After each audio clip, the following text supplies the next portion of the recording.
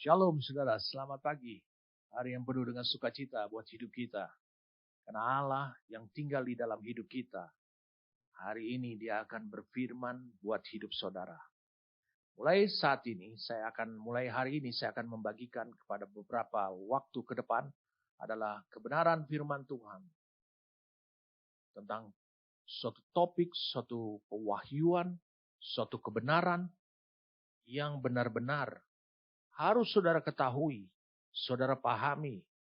Sebab itulah yang terjadi setelah orang mengalami lahir baru. Saya mengajak kita untuk kita berdoa lebih dulu. Mari kita berdoa kepada Tuhan.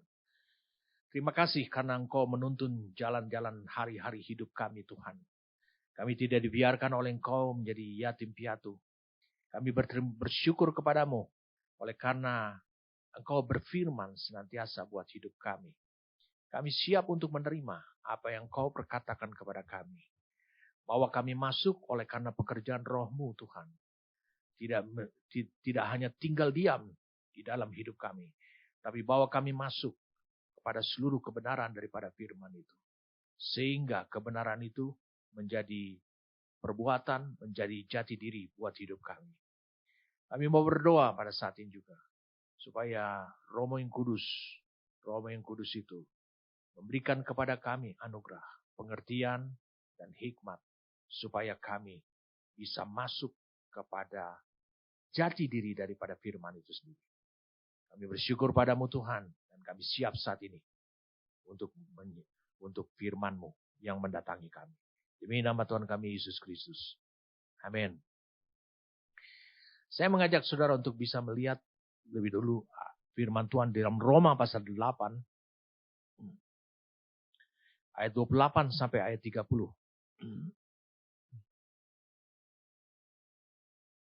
Kita tahu sekarang bahwa Allah turut bekerja dalam segala sesuatu untuk mendatangkan kebaikan bagi mereka yang mengasihi Dia. Yaitu bagi mereka yang terpanggil sesuai dengan rencana Allah.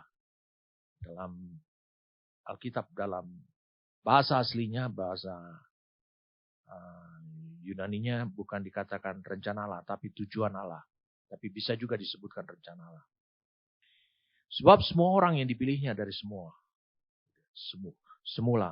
Mereka juga ditentukannya dari semula untuk menjadi serupa dengan gambaran anaknya. Supaya ia anaknya itu menjadi yang sulung di antara banyak saudara. Dan mereka yang ditentukannya dari semula, mereka itu juga dipanggilnya. Dan mereka yang dipanggilnya, mereka itu juga dibenarkannya. Dan mereka yang dibenarkannya, mereka itu juga dimuliakannya. Saudara bisa melihat ayat yang pertama yang kita lihat di ayat ke-8, kita tahu sekarang. Tetapi pada kenyataannya, pada faktanya adalah banyak orang sudah mengalami lahir baru, itu belum tahu. Sampai pada hari ini juga. Bahwa Allah turut bekerja. Bagaimana Allah turut bekerja? Dalam sesuatu situasi yang tidak nyaman buat hidup kita. Yang membuat diri kita itu menderita bahkan. Yang membuat diri kita itu selalu harus mengarahkan hati kita ke dalam doa kepada Tuhan, meminta pertolongan Dia. Bagaimana saudara bisa tahu bahwa Allah sebenarnya turut bekerja? Itu sebabnya Rasul Paulus kepada jemaat di Roma, dia menegaskan bahwa kita tahu sekarang bahwa Allah turut bekerja dalam segala sesuatu. Dalam segala sesuatu. Bukan dalam sesuatu. Pada sesuatu, tapi dalam segala sesuatu. Dalam keadaan kondisi yang tidak menyenangkan buat hidup saudara. Dalam keadaan di mana saudara tidak menyukai semua keberadaan ataupun hal-hal yang sedang menimpa hidup saudara. Tahukah saudara, apa yang Paulus katakan ini bukan sebuah kata-kata penghiburan belaka. Tapi itu adalah sesuatu yang Allah sedang kerjakan di dalam hidup saudara. Apa dasarnya, saudara? Allah sedang mengerjakan itu. Dasarnya adalah saudara sudah lahir baru. Ini sesuatu yang perlu dan sangat penting sekali. Banyak orang tidak menyadari. Saya ulangi, banyak orang tidak menyadari bahwa Allah sedang bekerja dalam segala keadaan. Tetapi yang sering kita alami, yang sering menjadi keluh kesah kita. Mengapa Allah berdiam diri, tidak menolong saya, padahal Allah sedang bekerja. Ini sesuatu yang betul-betul menjadi kontradiksi. Bahwa Allah sedang bekerja, tapi karena kita tidak tahu bahwa Allah sedang bekerja dalam situasi apapun juga. Dalam kondisi seperti apapun juga yang sedang saudara alami. Allah turut bekerja. Alkitab berkata bahwa Allah bersama-sama dalam situasi itu. Allah sedang mengerjakan sesuatu dalam situasi seperti itu. Bayangkan saudara. Saudara tahu apa yang dialami Yesus. Saya ulangi, apa yang dialami oleh Yesus. Penderitaan, penyaliban, bahkan dia sampai mati. Allah sedang bekerja. Karena firman ini bukan hanya buat saudara, bukan hanya buat jemaat di Roma. Ini juga berlaku buat anak manusia, yaitu Yesus Kristus. Dikatakan oleh Alkitab mendatangkan kebaikan bagi mereka yang mengasihi Dia, yaitu bagi mereka yang terpanggil sesuai dengan rencana Tuhan atau tujuan Tuhan. Kalau engkau tahu bahwa Allah turut bekerja, saya akan mulai memakai bahasa Alkitab yang saya gunakan menjadi antagonis. Kalau saudara tahu, mulai sekarang saudara tahu bahwa Allah turut bekerja, maka saudara akan menimba kebaikan demi kebaikan. Saudara tidak akan pernah mengalami kegelisahan, keraguan sedikit pun juga. Saudara akan terus berdiri di dalam iman, di atas iman yang teguh. Bahwa semuanya bukan hanya dalam kendali Tuhan atau kontrol Tuhan. Tapi saudara, ulangi saudara, benar-benar dikuatkan bahwa semua yang ada, yang buruk yang menimpa hidup saudara, itu bukan hanya dalam kendali Tuhan. Tapi Allah sedang memprosesnya. Allah sedang mengerjakannya. Supaya itu akan mendatangkan kebaikan buat hidup saudara.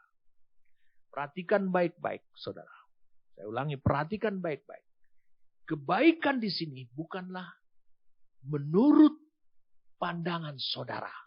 Tetapi kebaikan di sini adalah menurut pandangannya Allah. Nanti kita akan coba bahas. Dan kita lihat, saudara. Mulai dari ayat 29. Semua orang dipilihnya. Siapa yang memilih? Allah. Bagaimana Allah memilih? Allah mengerjakannya. Mulai dari ayat 29 sampai ayat 30. Itulah yang dikerjakannya oleh Allah.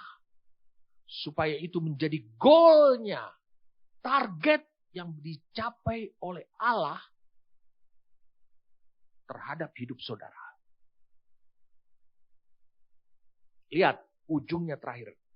Mereka itu juga dimuliakannya. Sama seperti Yesus dimuliakan oleh Allah. Nah, pemahaman ini akan mengubah bahasa pemikiran saudara. Dari segala situasi yang buruk. Yang bukan karena dosa yang saudara lakukan. Situasi yang buruk. Yang bukan karena dosa yang saudara lakukan. Saudara bisa melihat. Allah sedang mengerjakan. Allah turut bekerja. Untuk mendatangkan kebaikan. Saudara tinggal berdiri teguh. Menantikan kebaikan itu. Itu bukan kebaikan, itu bukan hanya saudara alami. Tapi saudara benar-benar itu menjadi jati diri saudara. Kebaikan Allah itu. Ada baiknya kita membahas kalimat demi kalimat. Karena dari demikian kita akan benar-benar bisa mendapatkan pemahaman yang sebenarnya. Kita tahu sekarang. Jadi ayat ini sebenarnya memperkenalkan, Paulus sedang memperkenalkan suatu sumber penghiburan yang menjadi kekuatan saudara. Saudara terhibur dalam situasi yang buruk yang sedang menimpa hidup saudara. Saudara terhibur untuk menjalani kehidupan saudara. Saya ulangi, untuk menjalani kehidupan saudara. Dalam keadaan apapun. Mohon kalimat terakhir saya yang saya mau ucapkan ini diingat. Saudara akan diperkenalkan. Karena saudara tahu situasi yang sebenarnya terjadi. Dan kita tahu sekarang. Situasi yang sedang terjadi itu Allah sedang memperkenalkan suatu sumber penghiburan sebagai kekuatan saudara untuk menjalani kehidupan. Mau dalam keadaan apapun juga. Ingat, setelah saudara lahir baru, semua keadaan yang terjadi itu, seharusnya engkau bisa melihat bahwa Allah turut bekerja di sana. Mengapa Allah turut bekerja di sana? Saya ulangi, mengapa Allah turut bekerja di sana? Karena Allah ingin bukan menyelamatkan hidup saudara sejak saudara lahir baru. Untuk supaya saudara bisa menempatkan sorga sebagai rumahmu dan bukan neraka. Bukan hanya itu. Tetapi Allah ingin menunjukkan bahwa keselamatan yang diberikan itu juga adalah keselamatan untuk selama perjalanan hidupmu sampai garis akhir. Itu sebabnya Allah bekerja. Itu sebabnya bagianmu adalah engkau harus tahu. Saya ulangi, engkau harus tahu. Karena engkau tahu bahwa ini adalah bagian keselamatan yang dikerjakan oleh Allah dalam setiap situasi hidup saudara. Selama engkau menempuh perjalanan rohani. Saya berdoa kepada Tuhan. Setelah saudara ketahui tentang hal seperti ini akan mengubah kehidupan saudara dengan Dia, dengan Tuhan. Akan mengubah cara engkau berdoa, ucapanmu berdoa. Akan mengubah sikap dan cara pandangmu terhadap setiap masalah demi masalah. Akan mengubah semuanya. Kita baru bahas satu kalimat. Kita tahu sekarang. Wow. Bahwa Allah turut bekerja dalam segala sesuatu. Kita lompat yang kedua. Dalam segala sesuatu. Atau dalam semua hal kalau dalam bahasa Inggrisnya. Di sini dikatakan all things. Dalam segala hal. Lihat. Mengapa Paulus harus menulis? Kau harus tahu. Bahwa Allah turut bekerja. Dalam segala sesuatu. Sebab pemikiran orang Kristen. Khususnya orang di Roma. Orang Kristen di Roma. Yang sangat menderita. Dia tidak tahu. Dia tidak paham. Dia tidak mengerti. Bahwa Allah bekerja. Pada saat kau menderita. Apa artinya dalam segala hal ini? Semua kesengsaraan dan pencobaan yang saudara alami. Semua penganiayaan dan malapetaka yang menimpa saudara. Itu arti kata segala sesuatu atau dalam segala hal. Meskipun semuanya itu begitu banyak yang menimpa saudara. Perhatikan baik-baik. Meskipun semuanya itu banyak menimpa hidup saudara. Dan bahkan Keadaan seperti itu bertahan lama sekali. Lihat apa yang ditulis oleh Rasul Paulus. Allah turut bekerja. Berarti semua keadaan yang menimpa saudara, penganiayaan, pencobaan, malapetaka, itu menjadi sarana bagi Tuhan, bukan buat saudara. Sarana bagi Tuhan untuk Dia bekerja.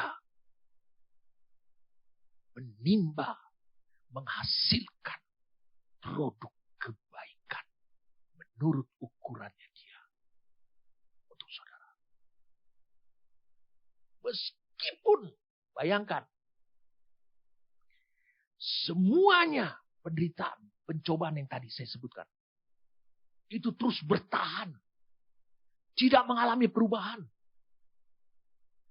Hal yang paling menonjol sekali, sebelum saudara lahir baru, saudara susah mendapatkan uang. Atau saudara dikategorikan adalah kelompok orang miskin yang dicatat oleh negara. Dan juga bagi orang lain menilai bahwa saudara miskin. Dan saudara lahir baru, keadaan tidak berubah. Nah, persoalannya adalah saudara yang berubah. Saudara sekarang lebih banyak berdoa kepada Tuhan. Supaya saudara dilepaskan, diubah dari kemiskinan. Tidakkah engkau tahu? Segala keadaan yang menimpa hidup saudara itu, tadi saya sudah katakan, itu menjadi sarana bagi Tuhan. Karena Dia sudah menyiapkan suatu kebaikan menurut nilai Dia, menurut ukuran Dia, untuk dibangun dan terbangunnya pada hidup saudara. Itu menjadi sarana. Meskipun keadaan tidak berubah. Nah, yang jadi persoalan, bisakah saudara melihat semua yang terjadi pada diri saudara itu sebagai, saya nggak tahu saudara siap untuk menerima kalimat saya ini. Bisakah saudara melihat semua yang terjadi pada saudara itu? Penganiayaan, malapetaka, pencobaan, penderitaan, kemiskinan. Itu sebagai kesejahteraan yang membuat saudara tenang. Mengapa? Karena saudara harus ketahui, keadaan itu bukan hanya dalam kendali Tuhan. Bukan hanya dalam pengetahuan Tuhan. Bahwa Tuhan tahu. Dan saudara harus ketahui, saudara sekarang sudah menjadi orang percaya, anak-anaknya. Dan saudara adalah pengikut Kristus.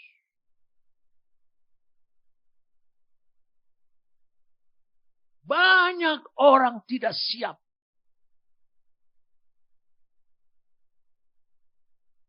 untuk bisa menerima keadaan itu tetap ada, sama.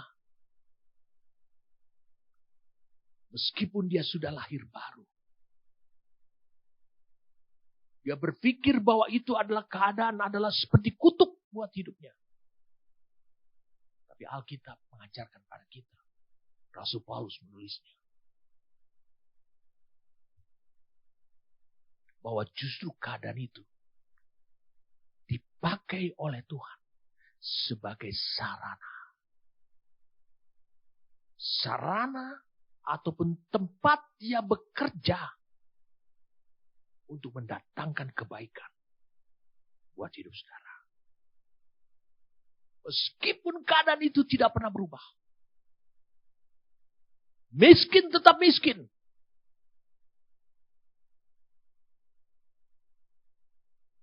Oh, haleluya. Satu contoh di Alkitab. Mari kita lihat Lukas pasal yang ke-16.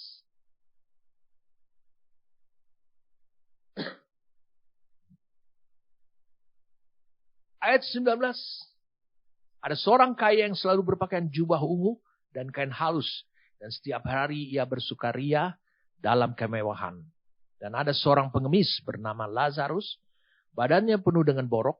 Berbaring dekat pintu rumah orang kaya itu. Dan ingin menghilangkan laparnya dengan apa yang jatuh dari meja orang kaya itu. Malahan anjing-anjing datang dan menjilat boroknya. Kemudian matilah orang miskin itu. Lalu dibawa oleh malaikat-malaikat ke pangkuan Abraham. Orang kaya itu juga dikatakan ke pangkuan Abraham ini dalam dekapan di dadanya. Orang kaya ini juga mati lalu dikubur. Dan sementara ia menderita sengsara di alam maut, ia memandang ke atas dan dari jauh dilihatnya Abraham dan Lazarus duduk di pangkuannya. Lalu ia berseru katanya, Bapak Abraham, kasihanilah aku. Suruhlah Lazarus supaya ia mencelupkan ujung jarinya ke dalam air dan menyejukkan lidahku. Sebab aku sangat kesakitan dalam nyala api ini. Tetapi lihat apa yang Abraham katakan di dalam alam roh. Tetapi Abraham berkata, anak, ingatlah bahwa engkau telah menerima segala yang baik sewaktu hidupmu. Sedangkan Lazarus segala yang buruk. Sekarang ia mendapat hiburan.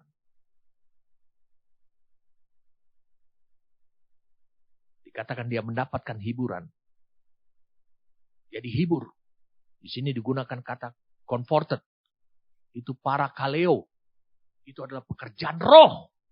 Roh Kudus disebut sebagai penghibur. Selain daripada itu, sekarang ia mendapat hiburan dan engkau sangat menderita. Perhatikan baik-baik. Tidakkah yang Rasul Paulus maksudkan dalam Roma 8 ayat 28? Engkau hidup seperti Lazarus. Dia dalam dekapan pada kenyataannya. Di titik finalnya. Dia ada dalam dekapan Abraham. Berarti dia memiliki iman. Yang tidak terkondisikan. Tidak pernah bisa mengubah pikirannya, perasaannya terhadap segala keadaan yang menimpa hidup dia. Penderitaan yang terjadi pada hidupnya dia. Itu dahsyatnya pernyataan daripada Rasul Paulus ini. Bahwa Allah turut bekerja. Yesus yang mengucapkan cerita ini. Ini adalah kisah nyata. Orang kaya itu ada. Saudara, pernah saya bagikan bahwa dia adalah Kayafas, imam besar. Dan Lazarus tidak pernah mengeluh. Sedikit pun juga. Dia tidak pernah mencederai apa yang Tuhan anugerahkan. Apa yang Tuhan bangun di dalam dirinya. Yaitu iman. Banyak di antara saudara tidak siap untuk bisa menerima keadaan sebelum saudara bertobat. Itu terjadi lagi pada keadaan setelah saudara bertobat. Engkau menganggap bahwa itu kutuk. Engkau menganggap bahwa Allah tidak bekerja. Tapi lihat apa yang dialami oleh Lazarus ini.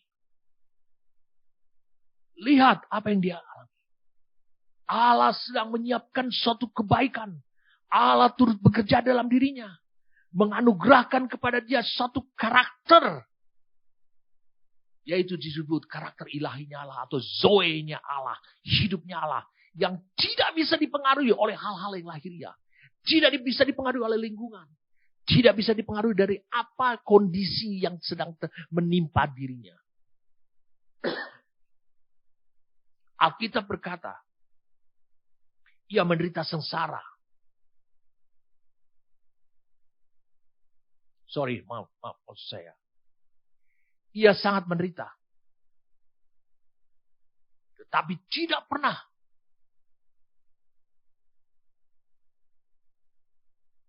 tidak sama sekali mengubah kebaikan Allah yang mau ditransfer kepada hidupnya.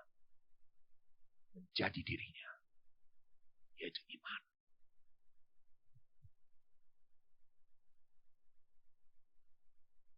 Tidak mudah. Saudara. Perhatikan baik-baik. Dengarkan apa yang saya katakan ini. Dari contoh Lazarus ini. Itu memberikan pemahaman buat kita. Bahwa Allah turut bekerja dalam segala keadaan. Bukan hanya karena itu dalam kendalinya Allah. Pengetahuannya Allah. Tapi itu menjadi sarana buat Allah. Untuk mendatangkan kebaikan. Jadi tiap-tiap orang harus tetap hidup dengan iman. Seperti saat dia dipanggil. Saya ulang, seperti saat dia mulai akhirnya menjadi orang percaya. 1 Korintus 7. 1 Korintus 7.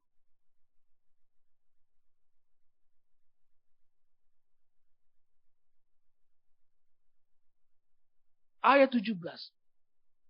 Selanjutnya hendaklah tiap-tiap orang tetap hidup seperti yang telah ditentukan Tuhan baginya. Dan dalam keadaan seperti waktu. Dalam kondisi seperti waktu ia dipanggil Allah. Inilah ketetapan yang kuberikan kepada semua jemaat.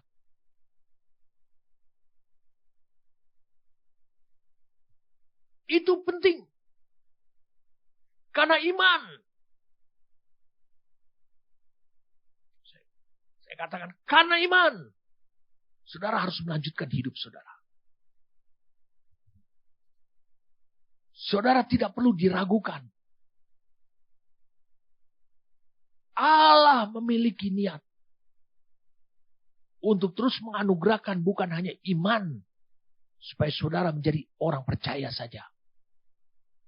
Tetapi iman yang semakin teguh. Semakin teguh. Seperti Lazarus miliki. Dia layak ada dalam dekapan Abraham. Itu yang disiapkan Allah ketika dia masih hidup di dunia ini. Dalam kemiskinan. Dalam sakit penyakitnya. Dalam penghinaan yang dia terima. Itu tidak pernah mengubah imannya dia. Dia tetap teguh. Dia tidak pernah mengeluh. Itulah pengertian dalam segala hal. Saudara mau tahu? Kalau engkau tahu Allah turut bekerja dalam segala hal ini. Dan kau hidup sama seperti Lazarus yang dicontohkan oleh Yesus ini. Saudara mau tahu apa yang akan terjadi? Kau akan hidup dalam suatu level kehidupan. Saya katakan, kau akan hidup dalam suatu level kehidupan.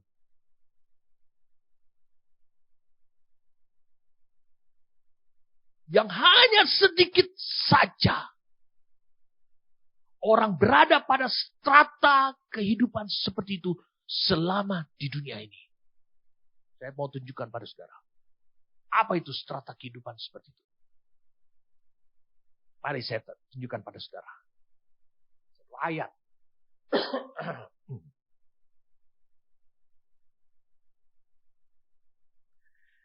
Yang kita ambil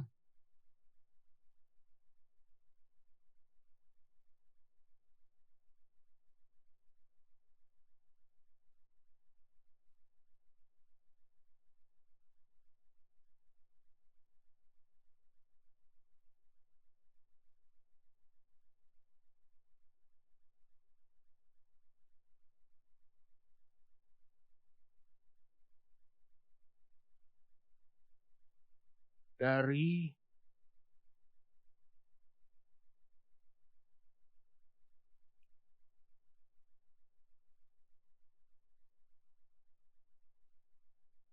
kita mulai dulu dari ayat yang pertama adalah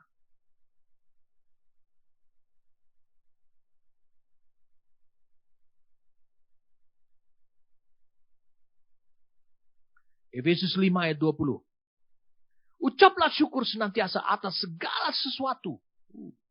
Sama, segala sesuatu. For all things. Dalam nama Tuhan kita Yesus Kristus kepada Allah dan Bapa kita. Meskipun keadaan buruk. Meskipun keadaan yang tidak nyaman buat hidup saudara, ucaplah syukur senantiasa. Kemudian kita lihat lagi dalam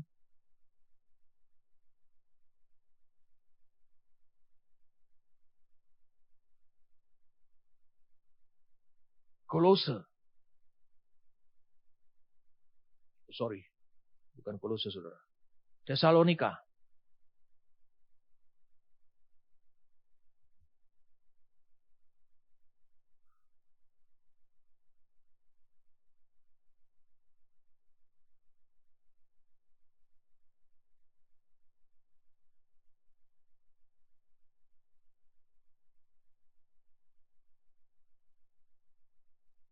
Saudara. Saya akan cari itu.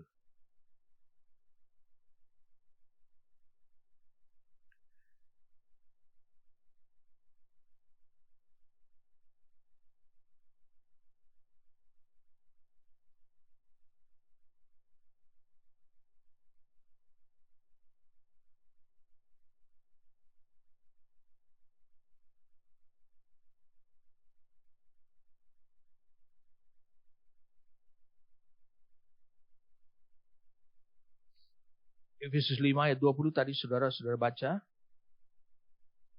Saya akan coba cari lagi. Karena ini mendadak. Saya diingatkan untuk membagikan ayat ini. Efesus 5 ayat 20. Kemudian di Kolose.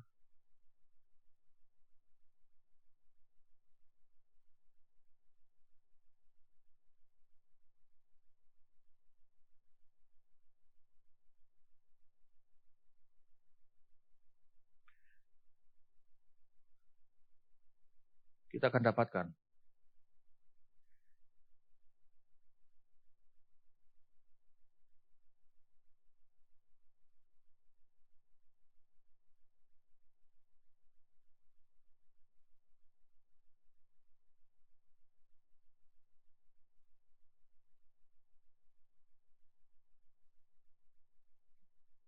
Kolose 3 ayat 17. Dalam segala sesuatu yang kamu lakukan dengan perkataan atau perbuatan, lakukanlah semuanya itu dalam nama Tuhan Yesus sambil mengucap syukur oleh Dia kepada Allah Bapa kita.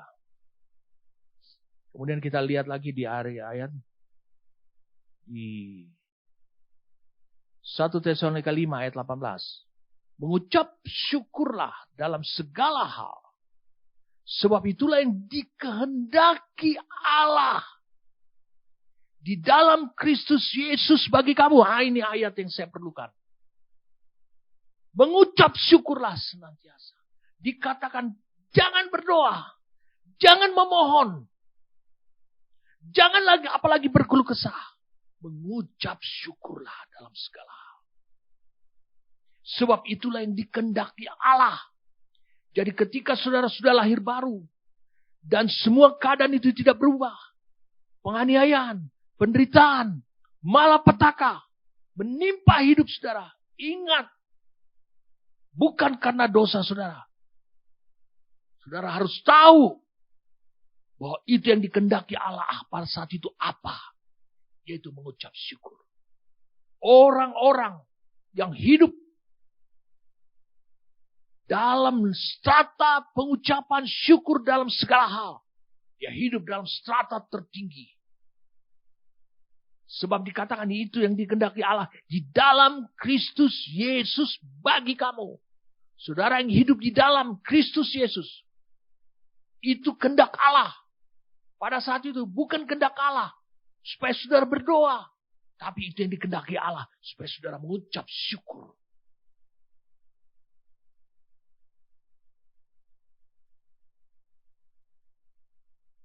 Allah tidak pernah membiarkan hidup saudara sendirian. Dikatakan dia turut bekerja. Saya ulangi, dia turut bekerja. Dalam segala sesuatu. Wah, tentu saya perhatikan. Saya rasakan di dalam roh bahwa saudara tidak siap untuk menerima hal seperti ini. Itu sebabnya Rasul Paulus menekankan kau harus tahu bahwa Allah turut bekerja dalam segala sesuatu untuk mendatangkan kebaikan.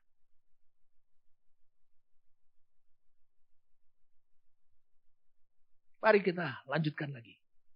Kalimat berikutnya. Dikatakan dalam segala sesuatu untuk mendatangkan kebaikan. Di sini digunakan kata adalah turut bekerja. Allah turut bekerja. Jadi Allah bekerja sama dengan keadaan saudara. Allah turut bekerja dalam keadaan saudara. Bekerja sama untuk kebaikan.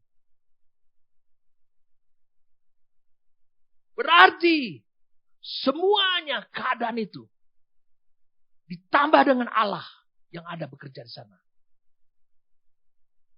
Itu akan memberikan kontribusi untuk kebaikan saudara. Wah, saudara tentu tidak bisa siap untuk bisa menerima terus hidup dalam penderitaan dan penderitaan. Khususnya dalam kemiskinan. Perhatikan ini. Apa yang Allah maksudkan di sini. Semua penderitaan itu. Semua keadaan yang mengakibatkan saudara tidak nyaman. Itu sebenarnya di langkah pertama Allah akan melepaskan kasih sayang saudara dari dunia ini. Sehingga saudara tidak akan menyayangkan dunia ini. Yang kedua, pertama lepaskan saudara dari penderitaan itu akan mengakibatkan saudara tidak memiliki kasih sayang kepada dunia ini. Karena dunia tidak pernah menjadi jawaban. Bantuan dunia tidak pernah menjadi jawaban. Yang kedua, dia akan mengajar kita tentang kebenaran, tentang kondisi yang membuat saudara mungkin lemah. Kondisi yang fana itu adalah suatu kebohongan. Bahwa itu bukan kondisi yang sebenarnya. Itu hanya suatu keadaan yang nampak dan langsung saudara rasakan.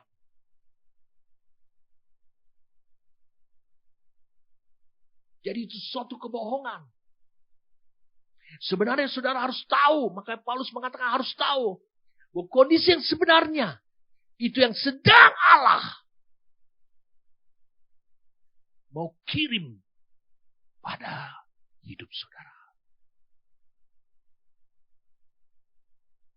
Itu sebabnya saudara dimerdekakan dari kecintaan akan dunia.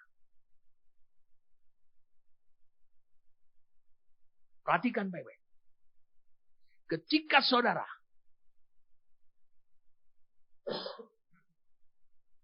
mengalami seperti itu. Bukankah perlahan-lahan roh Tuhan, ini yang ketiga, akan menuntun saudara untuk bergantung kepada Tuhan. Percaya penuh kepada Tuhan.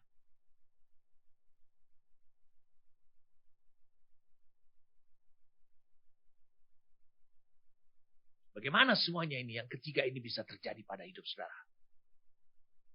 Bagaimana semuanya ini? Saya mengajak kita melihat satu ayat firman Tuhan. Di 1 Petrus 2.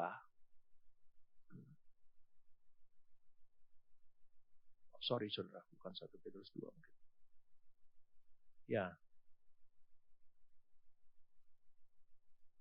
Di dalam 1 Petrus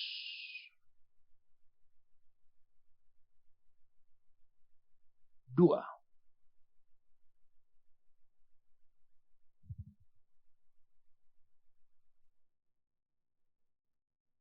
Ayat 11. Saudara-saudaraku yang kekasih, Aku menasihati kamu supaya sebagai pendatang atau orang asing dan perantau, kamu menjauhkan diri dari keinginan-keinginan daging yang berjuang melawan jiwa. Rasul Petrus mengingatkan kita. Keadaan yang menimpa hidup saudara, itu hanya terjadi di bumi ini, di dunia ini. Dan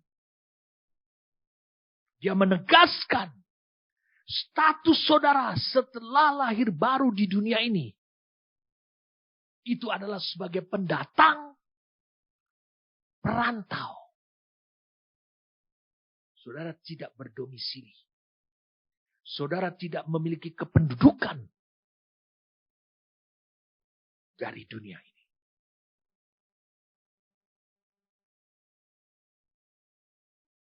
Apa artinya, manfaatnya buat hidup kita? Lihat di sini. Itu sebabnya kita akan mencari dari semua penderitaan dan pencobaan yang kita alami. Kita akan mencari dukungan sepenuhnya dari pekerjaan roh. Bagaimana sikap saya dalam menghadapi situasi yang tidak akan pernah berubah ini? Kalau engkau ada di posisi seperti itu, dan sikap hati seperti itu, pemikiran seperti itu, maka roh Tuhan akan menghasilkan roh penundukan diri, roh rendah hati, watak yang rendah hati, sikap sabar, lembut, dan baik hati. Saya melihat kadang-kadang ada orang tidak mampu untuk menghadapi tekanan. Kadang-kala tekanan dari lingkungan, dari usahanya dia, dari pekerjaannya dia, tekanan terhadap kesibukan. Dan kadang-kala itu mudah mengubah dirinya. Kau harus tahu bahwa Allah turut bekerja.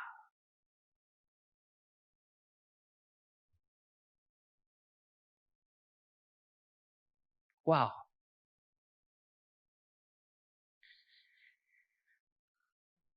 Saya ingin supaya membuka mata saudara dengan beberapa ayat yang akan saya bacakan. Nanti kalau saudara sebagai orang kudusnya Tuhan, sebagai orang percaya mengalami hal seperti ini, saudara akan langsung lompat kepada strata mengucap syukur. Mengapa? Mari kita baca. Pertama, dalam Mazmur 119. Mazmur 119.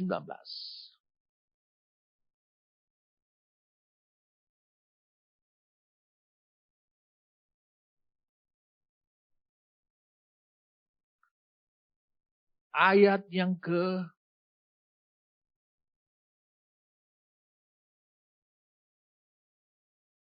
67.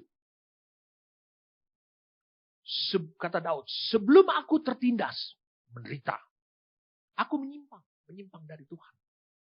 Tapi sekarang, ketika dia ditindas, aku berpegang pada janji. Dia menjadi teguh pada apa yang Tuhan. Dukungan dari sorga itu menguatkan hatinya untuk dia terus seolah-olah dia meminta, tindas aku, supaya aku terus berpegang teguh.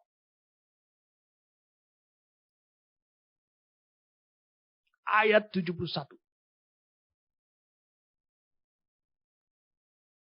Bahwa aku tertindas itu baik bagiku. Supaya aku belajar ketetapan. Jadi tertindas itu adalah suatu sekolah. Sekolahnya Allah. Supaya saudara belajar tentang ketetapan Tuhan. Apa arti ketetapan? Ketetapan itu tidak bisa diubah. Harus demikian. Tidak bisa dinego. Tidak bisa direvisi. Mari kita lihat lagi. Yeremia 31. Yeremia 31. Yeremia 31. Ayat 18. Telah ku dengar sungguh-sungguh Efraim meratap. Ini Efraim meratap. Apa ya ratapannya? Ratapannya, engkau Tuhan menghajar aku. Menghajar Efraim. Dan aku telah menerima hajaran seperti anak lembu yang tidak terlatih. Bawalah aku kembali supaya aku berbalik. Sebab engkaulah Tuhan Allahku. Jadi Allah untuk melatih supaya saudara kembali ke jalan yang benar. Maka dihajar. Ayat 19. Sungguh sesudah aku berbalik, aku menyesal, dan sesudah aku tahu akan diriku, aku menepuk pinggang sebagai tanda berkabung. Aku merasa malu dan bernoda sebab aku menanggung aib masa mudaku pada waktu dulu.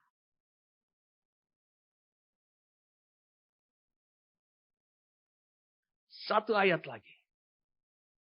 Ibrani 12. Ini perjanjian baru.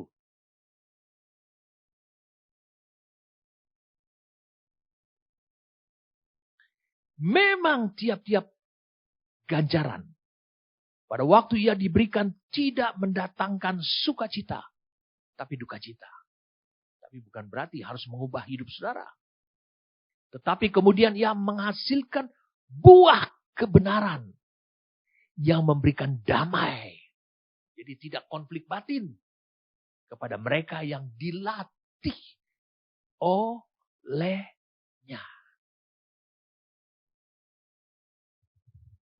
Jadi dalam segala hal bekerja sama untuk kebaikan, mendatangkan kebaikan. Apa itu kebaikan? Bersekolah. Apa itu kebaikan? Berpegang teguh pada ketetapan dan janji Tuhan. Itu kebaikan yang disiapkan oleh Allah. Jangan katakan, saya ulangi, jangan katakan bahwa penderitaan itu membentuk hidupmu. Tidak, tetap Allah. Kalau Allah tidak bekerja, sebab Allah lah yang membuat dan yang membentuk hidup saudara. Dia memakai sarana seperti tangannya dalam keadaan saudara yang tidak nyaman buat hidup saudara. Oke. Sekarang kita lihat. Jadi pengalaman semua orang kudus pada akhir kehidupan mereka telah dapat mengatakan bahwa adalah baik buat mereka. Akhirnya kalau mereka menderita. Kalau mereka ditindas.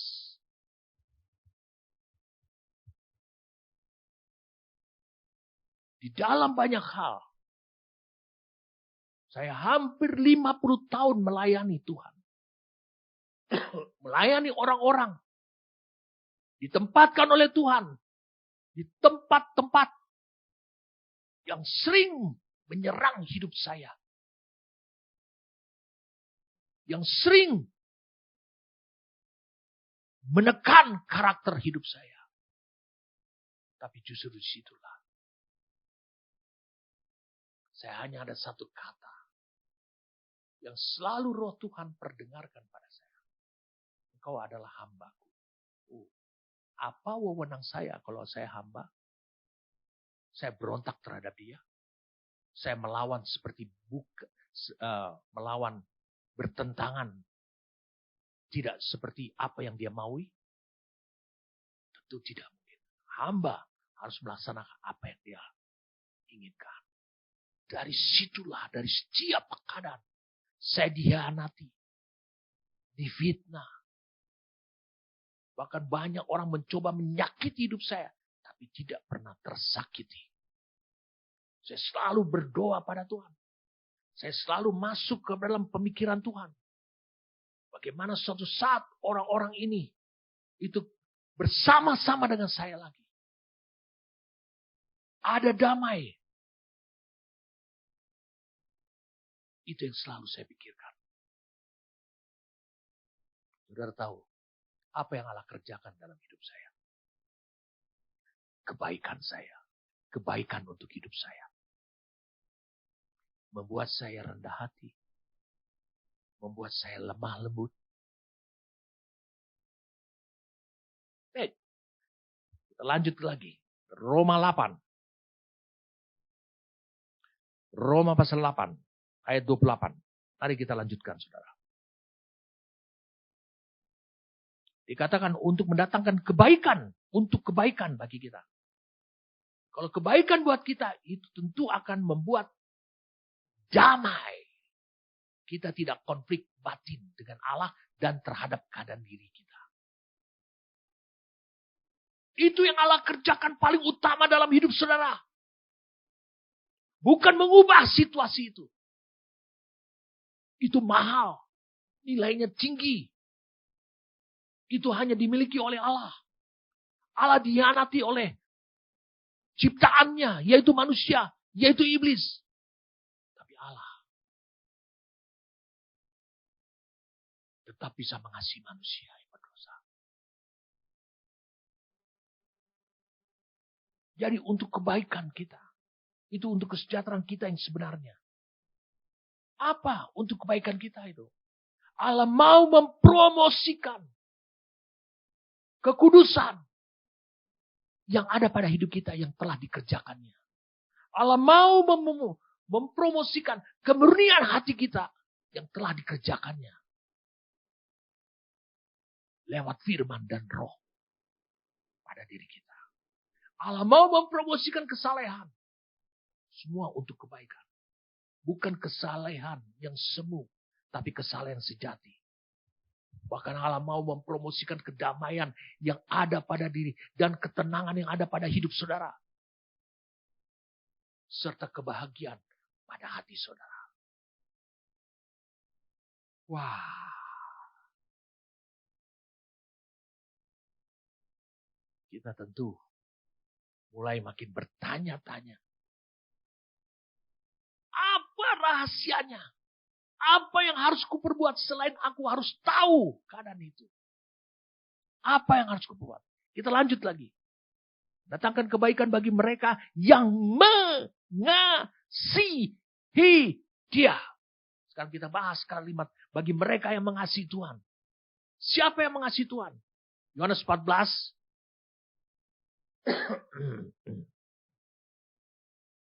Yohanes 14.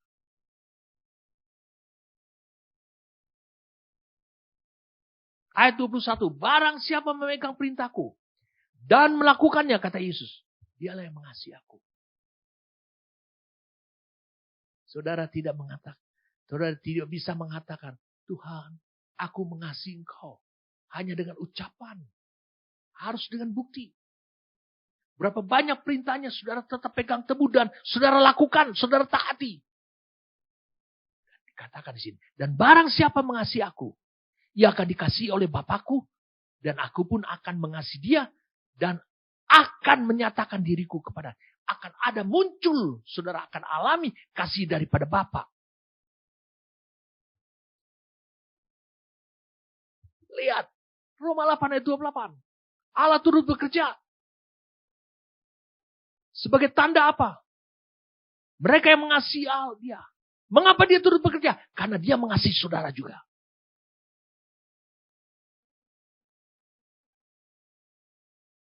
Ini ayat yang luar biasa. Apa yang Paulus tulis? Ini bagi mereka yang mengasihi Tuhan. Yaitu bagi mereka yang berpegang pada ketetapan perintah Tuhan dan melakukannya. Inilah ciri dari kesalehan sejati. Jadi bagi mereka yang mengasihi Tuhan. Bagi mereka yang taat kepada Tuhan. Yang fokusnya kepada Tuhan. Maka penderitaan itu menjadi berkah. Tapi kalau orang lain, sebaliknya. Saudara bisa buka Yakobus pasal yang pertama. Yakobus pasal yang pertama. Ayat kedua, saudara-saudaraku, anggaplah suatu kebahagiaan.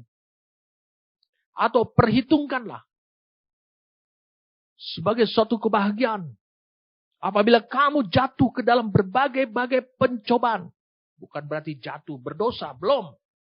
Kau berada dalam pencobaan. Sebab kamu tahu bahwa ujian terhadap imanmu itu menghasilkan ketekunan. Allah tidak bisa memberikan kepada saudara ketekunan begitu saja. Tapi dia akan mengerjakannya lewat satu sarana. Jadi saudara bisa lihat di sini. Dari Roma 8 ayat 28 ini. Bagi mereka yang mengasihi, Allah akan bekerja. Bagi mereka yang mengasihi, bagi mereka yang taat. Kadang-kadang orang lain mengalami pencobaan itu seperti siksaan. Menghasilkan keluhan. Bukannya kedamaian. Menghasilkan pemberontakan. Sikap marah. Dan bukan penyerahan hidup. Dan akhirnya menghasilkan ketidaksabaran, kebencian, bukannya ketenangan, damai, kesabaran, dan sikap kasih.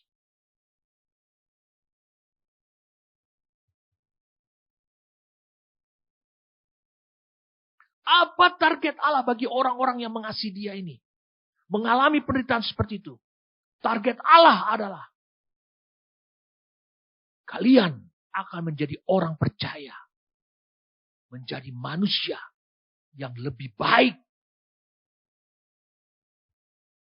Dengan menerima. Ulangi, lebih baik dengan menerima. Bukan kepujian, tapi kesengsaraan. Sebagaimana seharusnya diterima oleh saudara.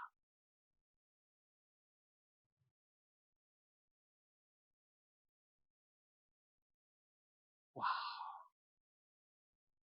Allah tidak pernah merancangkan saudara untuk saudara jatuh ke dalam pencobaan. Tapi kalau pencobaan itu terjadi pada hidup saudara, penistaan, penganiayaan, malapetaka, itu terjadi pada saudara. Berarti Dia siap mengirimkan kebaikan. Saya mau beritahu pada saudara. Fokus kehidupan orang-orang yang mengasihi Tuhan. Dalam kondisi tersiksa, teraniaya, penuh malapetaka. Fokus kehidupan orang yang mengasihi Tuhan adalah tetap ketaatan kepada Tuhan. Dan bukan bagaimana berupaya untuk keluar dari penderitaannya itu.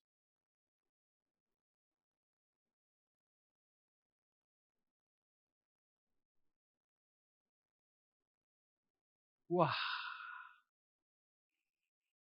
Saudara mungkin makin goyah. Saudara mulai mengevaluasi. Apakah aku orang yang mengasihi Tuhan? Ketika kau mendengar perintahnya.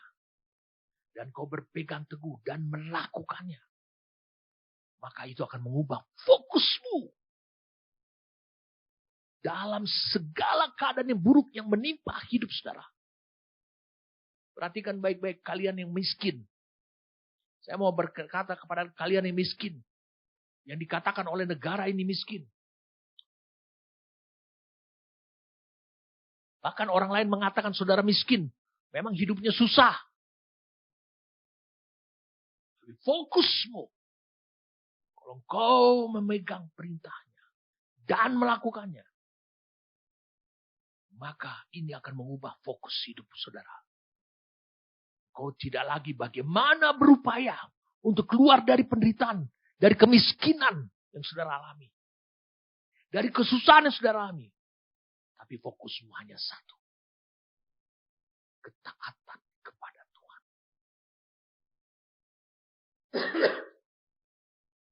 Tidakkah sama yang dialami oleh Lazarus? Ya.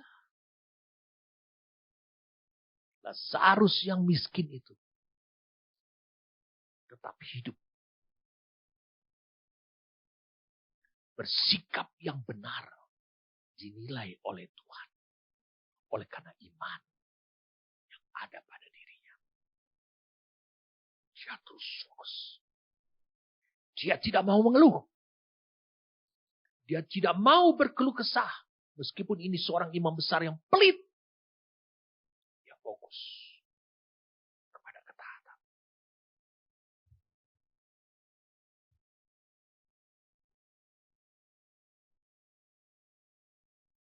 Wah. Kita lanjutkan lagi. Roma 8 ayat 28.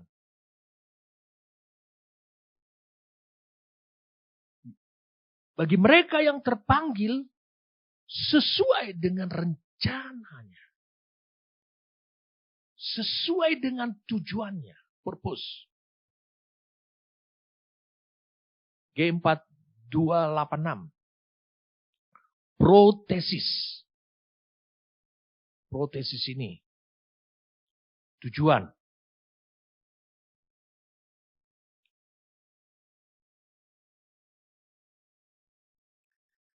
Protesis ini adalah menetapkan sesuatu sebagai target. Tujuan. Menetapkan sesuatu. Itu protesis. Jadi yang terpanggil sesuai dengan apa yang ditetapkan Allah. Apa yang ditetapkan Allah? Perhatikan baik-baik. Saudara harus tahu bahwa Tuhan itu memiliki rencana, tujuan dan maksud terhadap hidup saudara. Sudah diset. Saudara mungkin pernah dan sering sekali mengucapkan ini yang disebut dengan destiny. Ditakdirkan oleh Allah. Itu sebabnya. Mereka yang terpanggil. Di sini digunakan kata terpanggil itu adalah kletos. Itu adalah orang-orang yang diundang. Diundang lahir baru.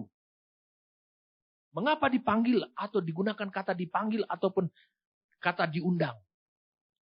Berarti Allah tidak berkuasa atas kehendak bebasmu. Ketika saudara merespon panggilannya Allah ini. Saya ulangi, minggu-minggu depan saya akan jelaskan tentang panggilan ini. Ketika engkau merespon panggilan Allah ini. Ketika engkau sudah merespon panggilan Allah. Maka Allah akan terus mengingatkan saudara. Saudara baru memulai suatu perjalanan hidup yang baru. Di dalam panggilanmu itu. Kepada sesuatu yang telah ditetapkan oleh Allah.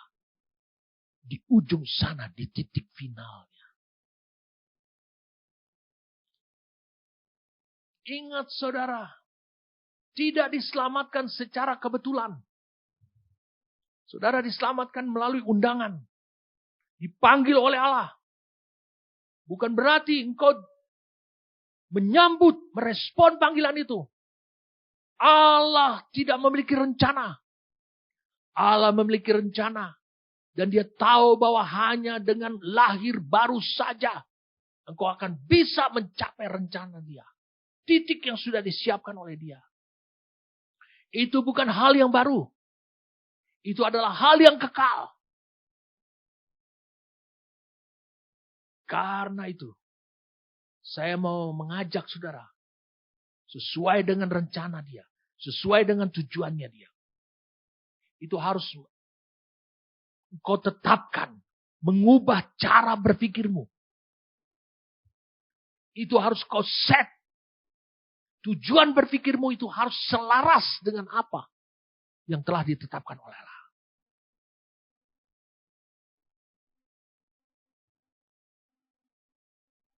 Apa yang Allah telah mulai. Dia terus ingin selalu melakukannya sampai titik akhir. Itu sebabnya kau harus tahu itu. Paulus menekankan, kau harus tahu itu. Jadi di sini penekanan terkuat adalah yang disebut dengan panggilan. Dan semua apa yang benar, apa yang baik yang dia lakukan, itu selalu benar, selalu baik. Tidak pernah engkau berkata, kenapa sih Allah lakukan seperti ini? Membuat aku lebih menderita. Tidak. Itu selalu benar di mata Allah. Apa yang dia sudah lakukan. Tetapi saudara yang tidak tahu itu.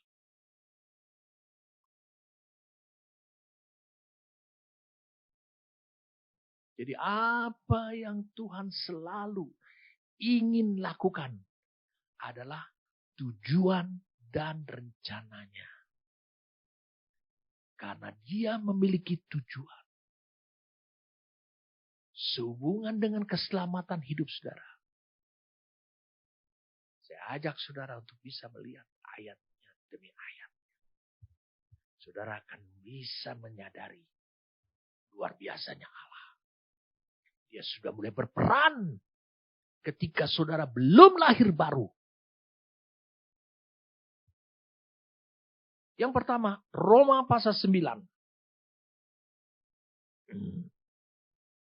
Ayat yang ke-11. Sebab waktu anak-anak itu belum dilahirkan dan belum melakukan yang baik atau yang jahat. Jadi dipengaruhi oleh lingkungan. Dipengaruhi oleh roh-roh, dosa dan segala macam. Supaya rencana Allah tentang pemilihannya, memilih saudara. Diteguhkan bukan berdasarkan perbuatan, tapi berdasarkan panggilannya. Jadi titik panggilan Allah itu ketika engkau lahir baru. Itu bukan hanya berlaku ketika engkau sudah lahir baru saja. Tapi seterusnya. Efesus pasal yang pertama.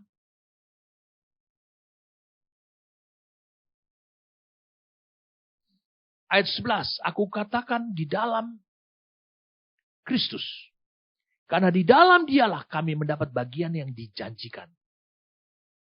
Kami yang dari semula ditentukan untuk menerima bagian itu sesuai dengan maksud Allah dari semula. Sebelum saudara lahir baru. Yang di dalam segala sesuatu bekerja menurut keputusan kehendaknya. Apa yang Tuhan mau? Segala sesuatu bekerja menurut keputusan kehendaknya. Apa yang Tuhan mau? Bekerja. Sebelum saudara lahir baru, dia sudah tentukan titiknya itu. Kemudian kita lihat lagi, Efesus 3.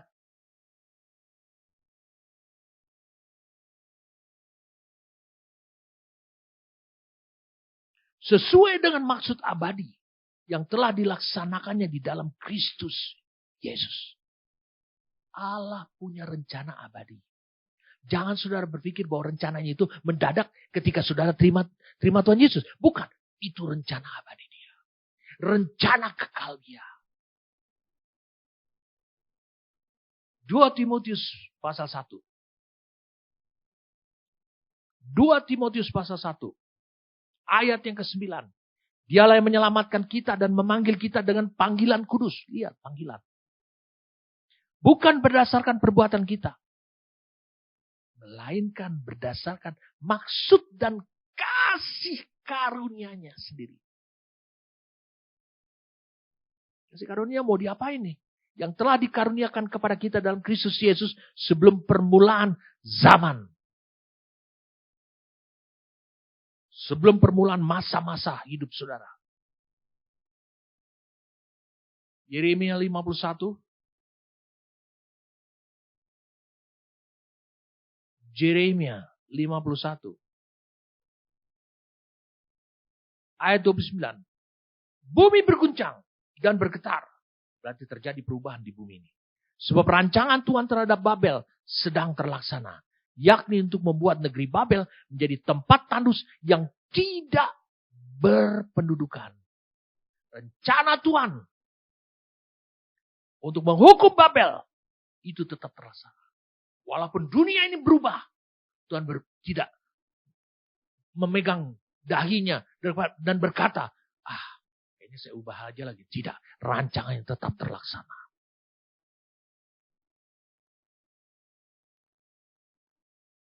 Jadi sekarang saudara mengerti. Tujuannya Allah menyelamatkan hidup saudara. Saudara lahir baru. Itu yang disebut dengan panggilan lahir baru. Adalah supaya ketika saudara menjalani kehidupan rohani sampai kepada titik. Sampai kepada titik yang dia telah terencanakan. Yang dia telah tetapkan. Dia telah setting di sana. Maka saudara akan menjalaninya itu. Dengan kasih karunia Allah. Makanya dikatakan dalam Efesus pasal yang kedua. Efesus pasal yang kedua. Sebab karena kasih karunia, kamu diselamatkan oleh iman. Nah, itu. Kasih karunia itu adanya hanya dimiliki. Yaitu yang disebut dengan kemampuan yang hanya dimiliki oleh Allah. Itu dianugerahkan kepada saudara. Sehingga saudara mampu. Oleh kasih karunia-Nya itu. Untuk lahir baru. Dan berjalan sampai kepada garis akhir. Itu bukan hasil usahamu. Tapi pemberian Allah. Itu Tuhan Allah anugerah. Kemampuannya dia. Itu bukan hasil pekerjaanmu. Jangan ada orang yang memegahkan diri. Apa yang dikatakan dalam 2 Timotius pasal yang kedua. Itu sudah jelas buat kita semua. Di situ dikatakan dengan jelas bahwa karena kasih karunia-Nya. Jadi, menurut Roma 8 ayat 28. Menurut Roma 8 ayat 28 ini. Kita tahu. Oh, panggilan Tuhan. Undangan Tuhan itu. Bukan hanya berakhir. Dan stop setelah saudara lahir baru. Setiap firman-Nya yang saudara dengar setiap waktu. Itu adalah datang dari pribadi firman. Firman yang utuh.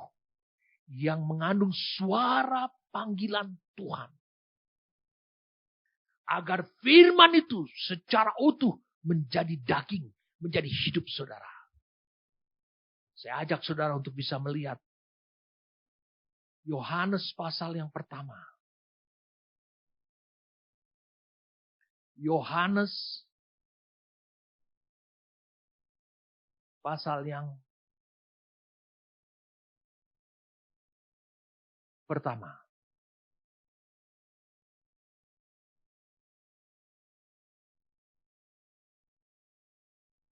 Yohanes pasal yang pertama. Mulai ayat 1. Pada mulanya adalah firman. Firman itu bersama-sama dengan Allah. Dan firman itu adalah Allah. Kita langsung saja. Kemudian firman itu. Apakah selalu bersama-sama dengan Allah? Ia datang ayat 11. Ia datang kepada milik kepunyaannya. Tetapi orang-orang kepunyaannya itu tidak menerimanya. Tapi semua orang yang menerimanya. Menerima firman tadi. Diberinya kuasa. Supaya menjadi anak-anak Allah. Terjadi perubahan dalam dirinya. Itu mereka yang percaya dalam namanya. Orang-orang yang diperanakan bukan dari darah atau dari daging.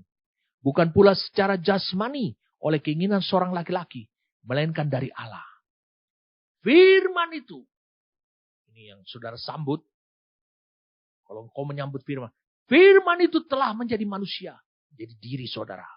Dan diam di antara kita. Dan kita telah melihat kemuliaannya. Yaitu kemuliaan yang diberikannya kepadanya sebagai anak tunggal Bapa. Penuh kasih karunia dan kebenaran. Ini Yohanes menulisnya karena dia telah melihat kemuliaan. Yesus dimuliakan di atas bukit. Saudara bisa melihat tahapannya. Allah inginkan. Firman yang saudara dengar. Itu datang dari pribadi firman yang sama. Membuat saudara lahir baru. Lalu kemudian firman, walaupun ayatnya dan penempatannya, ulasannya berbeda. Itu tetap firman yang sama. mendatangi hidup saudara. Sekarang bukan hanya ingin membuat saudara lahir baru, tapi memberikan jati diri. Karakteristiknya Allah. Maka saudara disebut adalah anak-anak Allah. Lalu saudara dengarkan lagi kembali firman lagi. Itu akan bisa bukan hanya mengubah karakteristik hidup saudara. Tapi firman itu mau menjadi diri saudara. Dia mau yang menjadi kehidupan. Dia mau menjadi jati dirinya saudara.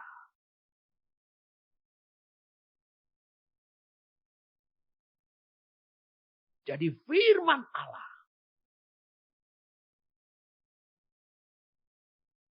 yang mendatangi saudara tidak pernah berhenti. Sampai saudara lahir baru saja. Tidak pernah berhenti sampai di situ saja. Namun persoalannya adalah saudara yang berhentinya.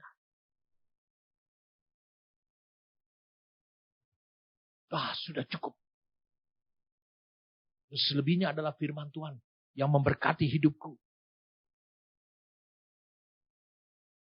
Kita berbicara tentang panggilan. Bagaimana saudara terpanggil untuk sampai kepada titik yang telah Allah tetapkan. Karena Allah turut bekerja. Membangun karakter ilahi dalam hidup saudara. Apakah bisa tanpa firman? Harus dengan firman. Allah bekerja memakai situasi yang tidak membuat saudara bahagia. Yang tidak membuat hidup saudara sukacita. Yang tidak saudara harapkan. Tapi dia akan membuat hidup saudara bisa memiliki hidup ilahinya Allah. Yang ada pada firman. Yang ada pada rohnya. Yang ada pada rupa Allah. Itu menjadi hidup saudara. Zoe-nya Allah menjadi Zoe pada hidup saudara.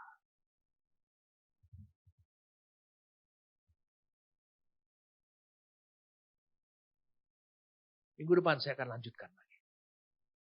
Saya ulang, minggu depan saya akan lanjutkan lagi. Dalam setiap saudara sekarang memiliki panggilan. Dengarkan saya. Saudara yang telah terpanggil. Saudara sedang terus disiapkan oleh Allah. Untuk menimba kebaikannya Allah. Bukan kebaikan menurut ukuran manusia. Tapi kebaikannya menurut ukurannya Allah. Dan saudara terus dipanggil. Untuk menuju kepada rencana Allah. Targetnya Allah. Itu sebabnya. Perhatikan ini baik-baik. Firman yang mendatangi saudara. Bukan hanya undangan, panggilan buat saudara untuk lahir baru. Tapi dia menunjukkan bahwa ada yang mau dicapai oleh Allah terhadap hidupmu.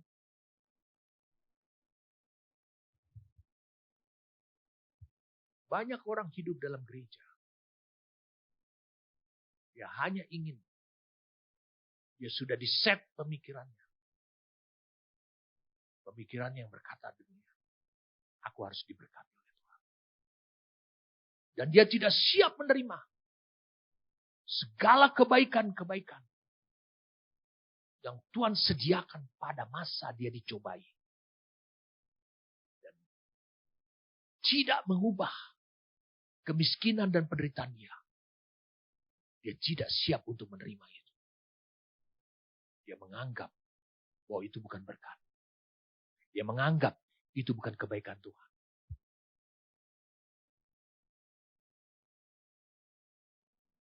Tidaklah mudah bagi Tuhan mengerjakan pada hidup saudara Supaya saudara tidak percaya pada kekuatan mamon. Tidaklah mudah bagi Allah. Tidaklah mudah bagi Allah. Bagi kalian anak-anak muda yang masih sekolah. Untuk membersihkan dari hidup saudara. Sikap percaya saudara. Bahwa masa depan karena aku sekolah. Tidaklah mudah bagi Allah. Kalau aku tidak sekolah, kalau aku tidak bekerja, aku tidak memperhidupan. Tidak mudah untuk menghilangkan tingkat kepercayaan saudara yang sudah dikuasai oleh dunia. Cara berpikir dunia itu. Jadi ketika firman itu mendatangi saudara. Saudara lahir baru. Saudara dipanggil. Berarti saudara memiliki panggilan. Panggilan Allah ini harus terpenuhi. Bagaimana itu terpenuhi? Tidak oleh hidup saudara sendiri. Tapi dia turut bekerja. Saya mau beritahu pada saudara. Kalau Allah memiliki cara seperti yang diucapkan oleh Rasul Paulus ini. Bahwa dia bekerja mendatangkan kebaikan. Dia turut bekerja dalam segala sesuatu. Dalam segala kondisi. Tapi saudara, ketika saudara mengalami keadaan buruk, saudara tidak mau bekerja bersama dengan dia. Saudara hanya menuntut dia. Bagaimana mungkin kau bisa sampai dengan segera sampai kepada tujuannya Allah. Target yang sudah Tuhan siapkan. Sebab untuk mencapai target yang Allah sudah tetapkan itu. Hanya dialah yang tahu. Bagaimana dia harus bekerja. Supaya saudara bisa mencapai titik itu.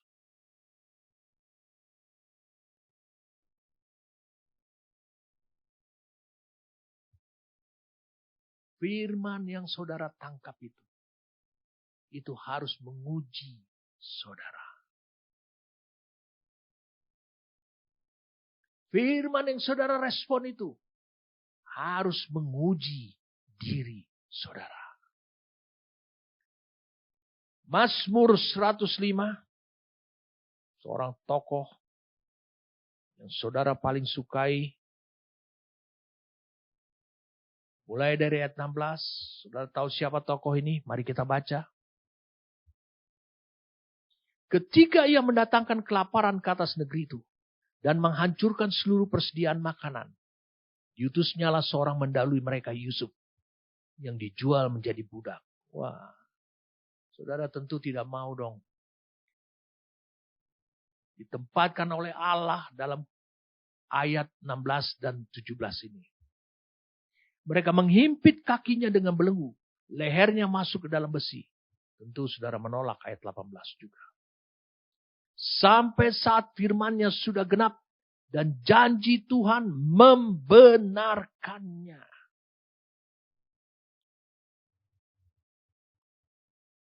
Kalau engkau baca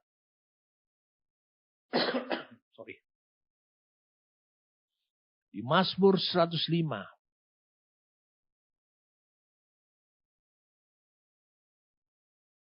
Mazmur 105. Saya akan baca dalam Amplified Classic Bible. Mazmur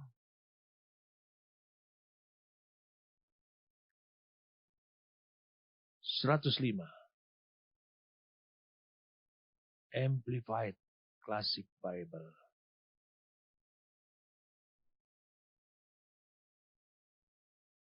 Ayat yang ke-19.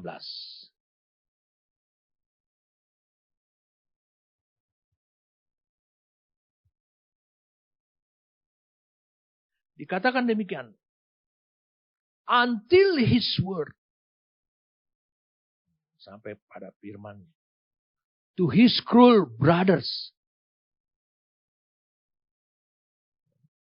came true, digenapi, until the word of the Lord,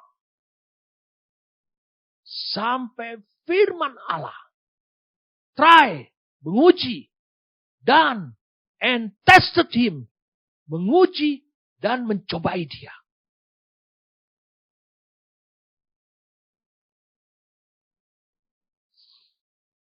Firman mendatangi hidup saudara.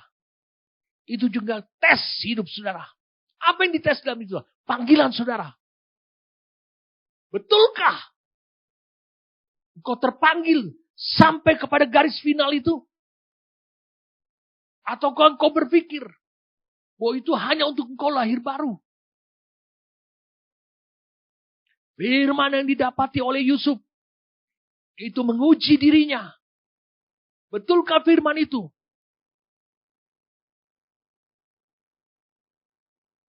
Menjadi petunjuk, menjadi kekuatan bagi hidupnya sampai pada dia mencapai garis akhir tujuannya Allah.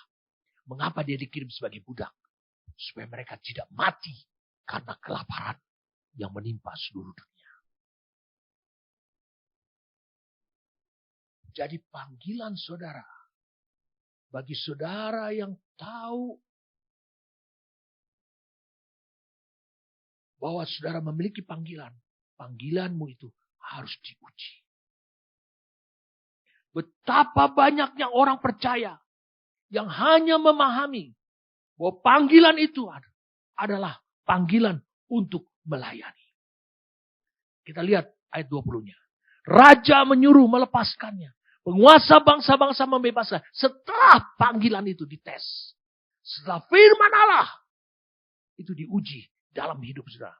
Dijadikannya dia Tuhan atas istana dan kuasa atas segala harta kepunyaan untuk memberi petunjuk kepada para pembesarnya segendak hatinya dan mengajarkan hikmat kepada tua-tuanya. Datang dari seorang anak muda berusia 30 tahun. Wow. Ini yang saya mau bagikan. Panggilan saudara. Bahwa saudara memiliki panggilan. Dan saudara harus bisa menyelesaikannya sampai kepada titik yang Tuhan telah tetapkan itu. Kalau saudara merespon panggilannya, ya Tuhan, betul, aku memiliki panggilan dari Engkau. Maka Allah yang akan dikerjakannya adalah dia akan melakukan ujian terhadap responmu itu. Ujian bahwa engkau percaya bahwa engkau ada dalam perjalanan hidupmu itu adalah sedang melangkah. Saya ulangi, sedang melangkah memenuhi panggilanmu sampai garis akhir.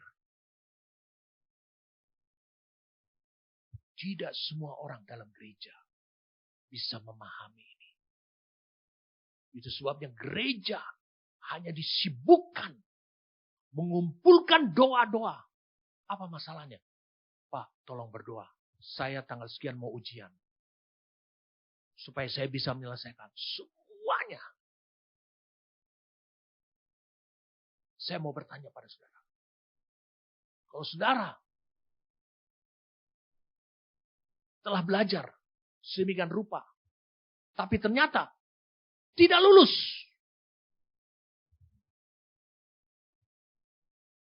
Apakah saudara tidak memiliki panggilan? Tetap. Saudara tetap memiliki panggilannya. Apakah saudara tidak sedang berjalan dalam perjalanan menuju kepada titik akhir? Tetap. Jangan kondisi seperti itu mempengaruhi hidup saudara.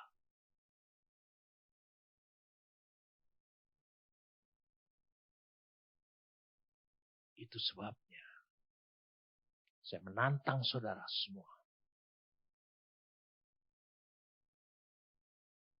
Berdasarkan apa yang Tuhan katakan dalam Roma 8 ayat 28 ini. Kita tahu sekarang bahwa Allah turut bekerja. Dia bekerja. Dia bukan bekerja. untuk membuat saudara lulus, untuk membuat saudara kaya. Terlalu mudah karena langit dan bumi Dia yang ciptakan. Ilmu pengetahuan Dia yang miliki. Untuk mendatangkan kebaikan, keberhasilan menurut ukurannya Dia. Bagi mereka yang mengasihi Dia. Yang terus konsisten pada jalan ketaatan. Yaitu bagi mereka yang terpanggil. Terpanggil bukan untuk hanya lahir baru. Terpanggil sampai kepada titik akhir yang Dia telah tetapkan.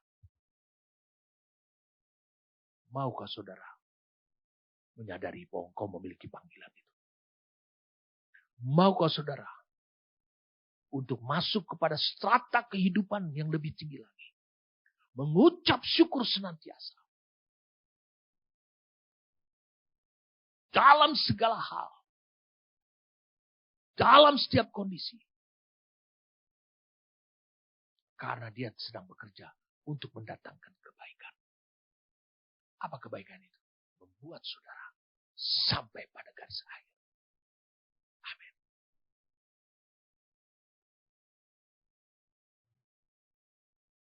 Terima kasih Tuhan. Apa yang Kau firmankan kepada kami. Suaramu jelas. Membangkitkan kekuatan pada diri kami. Dan Kau begitu tegas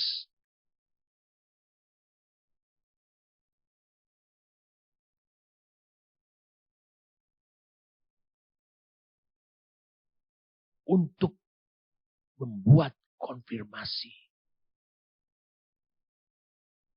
bahwa Engkau bekerja untuk apa yang Tuhan telah rancangkan supaya kami berhasil sampai pada titik itu. Terima kasih untuk apa yang Kau firmankan kepada kami. Terima kasih untuk anugerah-Mu lewat Roh-Mu yang kudus. Berikan kami hikmat untuk mewujudkan semua ini. Kami mau berdoa Tuhan. Kami telah melihat suatu contoh. Apa yang Yesus katakan tentang Lazarus.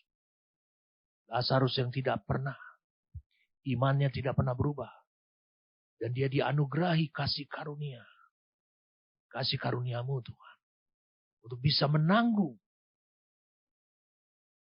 penganiayaan, penistaan, penderitaan.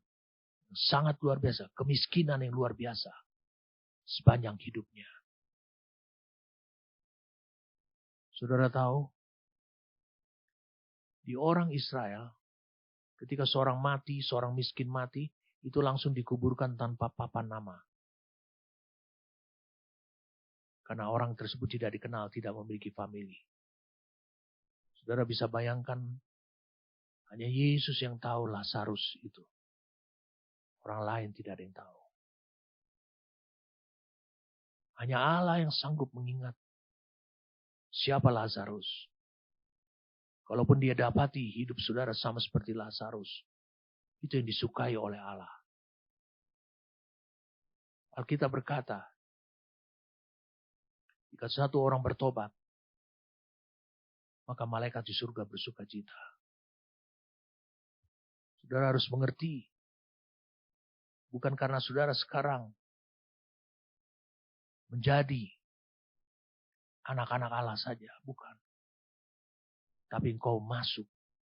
Ketika engkau merespon firman. Panggilannya Tuhan.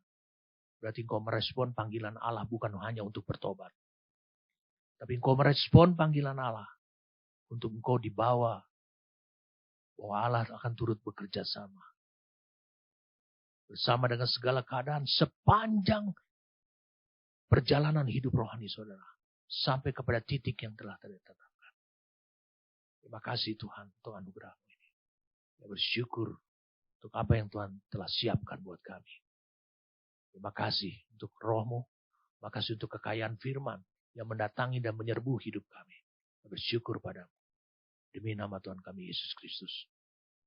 Amin.